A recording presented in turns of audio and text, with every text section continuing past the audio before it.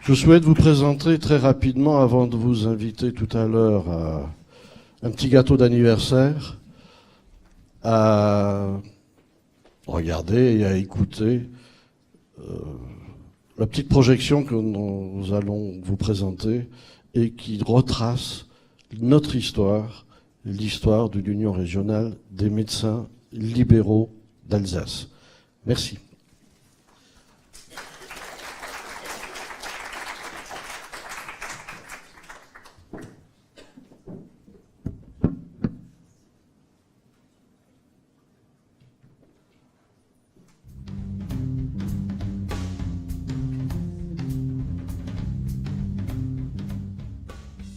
En place par la loi du 4 janvier 1993, les unions régionales de médecins libéraux ont pour mission de contribuer à l'amélioration de la gestion du système de santé et à la promotion de la qualité des soins.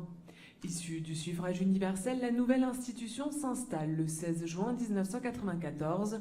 Son assemblée est présidée par Ludmila Kalinkova. Sans historique, sans repère, l'union prend la mesure des enjeux. Tout est à construire, tout est à inventer. Les premières commissions se mettent au travail. Au départ, nous avons surtout, pendant plusieurs mois, voire années, assis notre notoriété face à ces institutions qui étaient en charge de la santé publique. Et nous avons rempli nos missions d'information auprès des médecins et auprès des institutions. Ce qui m'a marqué, c'est les difficultés qu'on a eues d'abord d'unir et que le mot d'union soit véritablement accepté par tout le monde. Parce que nous avons été mis en place par nos syndicats respectifs et il fallait quelque part mettre en accord les syndicats avec cette institution qui était globale, qui était l'Union des médecins libéraux face aux institutions politico-publiques. Pour la première fois, nous faisions cause commune, généralistes et spécialistes ensemble. Pour Alain Lyon, il n'y a pas de grands ni de petits projets, mais des projets fédérateurs.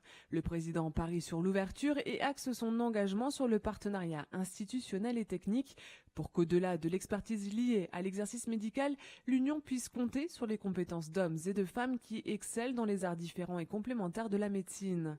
Les actions de la commission gérontologie en sont une des illustrations notoires. Alors la particularité de cette commission, c'est qu'elle s'est ouverte d'emblée à trois mondes jusqu'alors étanches, le monde libéral, le monde public hospitalier et le monde associatif. Ça a permis de mettre autour de la table des gens qui ne se connaissaient pas. On était un peu précurseurs à l'époque en région, mais dans le domaine de la gérontologie entre autres, mais dans d'autres domaines aussi. L'URML d'Alsace a échafaudé des projets qui ont été très souvent initiateurs et qui ont été déclinés après au plan national. Certains ont fait écho jusqu'en Martinique, comme le dossier de la prise en charge de la douleur chronique chez la personne âgée vivant à domicile qui démontre la nécessité de la coordination entre les médecins, les infirmières et les kinésithérapeutes.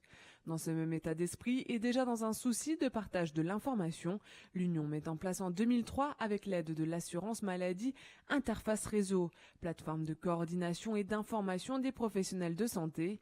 Grâce à son annuaire, Interface permet de relayer 2,5 messages quotidiens vers l'ensemble des professionnels et institutions du monde médico-social.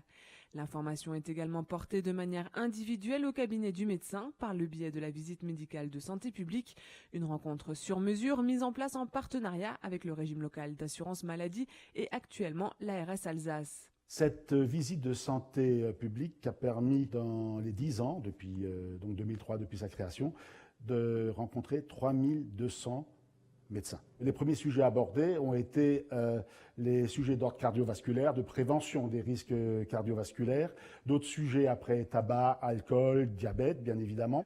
Les derniers dossiers évoqués lors de ces rencontres ont été le surpoids et l'obésité des enfants et des adolescents. Sous la présidence du docteur Pascal Charles en 2006, convaincu que l'informatisation représente un outil au service des médecins et permettra un réel gain de temps, l'URML Alsace initie la première expérimentation sur le dossier médical personnel. Qui est une espèce de carnet de santé en ligne destiné à tous les patients, au départ tout au moins à tous les patients français, et en œuvrant pour que ce dossier médical personnel soit directement lié et connecté avec le dossier du praticien. Elle sera génératrice de nombreuses économies. en termes de gestion du système de soins, pour aider les professionnels à fonctionner plus rapidement et à être plus disponibles pour leurs patients. Au-delà de la coordination, l'Union décide d'investir le périmètre des échanges et du partage d'informations et de doter la profession de nouveaux outils. Des outils de partage comme les partages de l'image, on y mettra au moins les différentes imageries en coupe pour que chaque praticien puisse les consulter et les lire en ligne. Un outil de partage de la biologie dans le DMP où l'Alsace est pionnière et d'autres outils comme la télémédecine qui est en cours de déploiement dans les maisons de retraite et dans les établissements pénitentiaires. L'abolition des distances qui permettra aussi, je dirais, un impact démographique. La loi HPST du 21 juillet 2009 bouleverse le paysage de l'administration de la santé en région. Elle intronise les ARS, modifie l'organisation des professionnels de santé. Aux côtés de ce qui devient l'URPS des médecins sont mises en place les 10 unions des professionnels de santé libéraux. L'URML Alsace s'adapte à cette nouvelle organisation. Le Dr Schlegel a connu les débuts de l'Union. Aujourd'hui président, il accompagne cette évolution très significative et envisage l'avenir. L'évolution, à mon sens, est très positive et l'Union a su, durant toutes ces années, s'adapter aux exigences de terrain.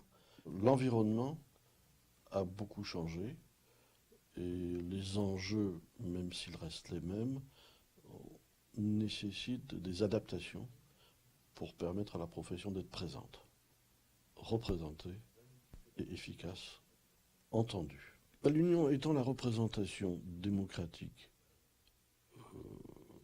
de la profession médicale sur le plan régional, nous ne pouvons pas ne pas être présents, actifs, pour impacter les décisions qui nous concernent dans notre pratique de tous les jours. Notre union a aujourd'hui 20 ans. En 1994, elle souhaitait investir une légitime place sur l'échiquier de la santé. Le pari est-il tenu ?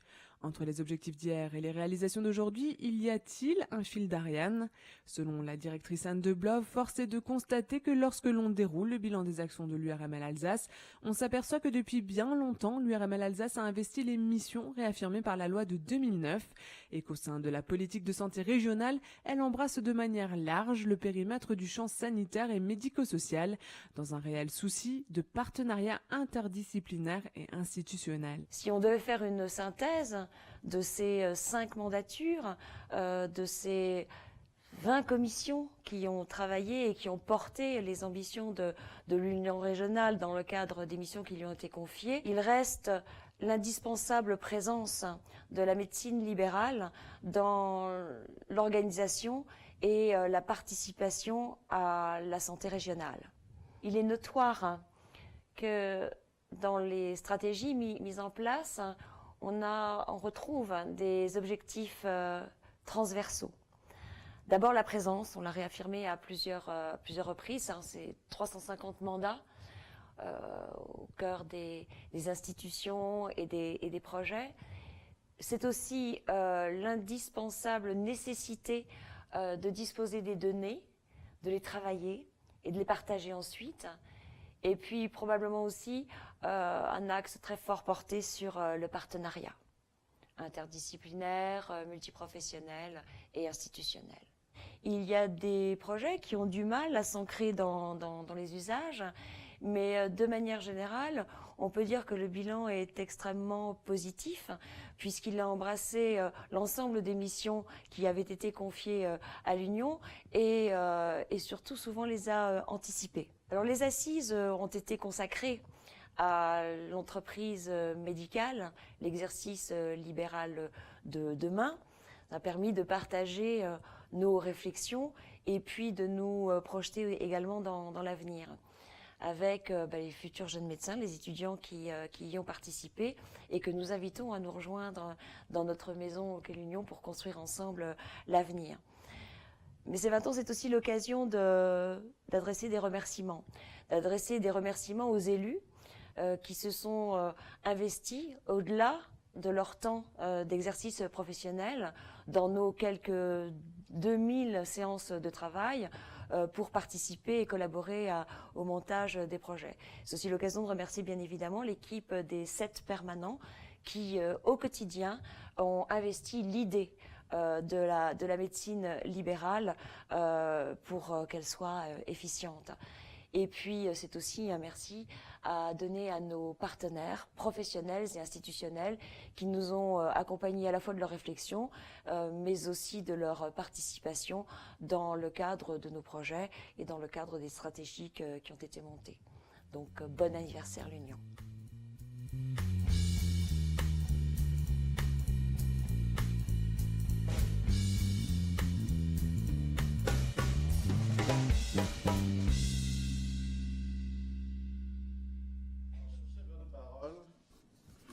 Je me suis rendu compte qu'on n'était pas favorisé sur le plan antéro-postérieur et latéral,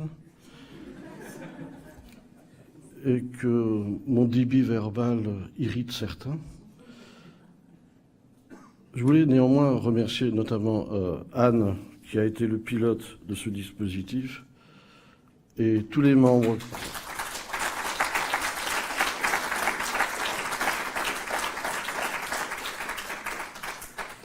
Aidé par Madame Guiolo, Rollin, Madame Mani, Wilhelm, Monsieur Medina. Sachez que nous vous en sommes tous très reconnaissants. Vous avez consacré beaucoup de temps et nous n'imaginions pas que c'était aussi prenant, chronophage et parfois stressant. Je vous en remercie. Je tiens également à remercier... Oui, vous pouvez les applaudir encore une fois.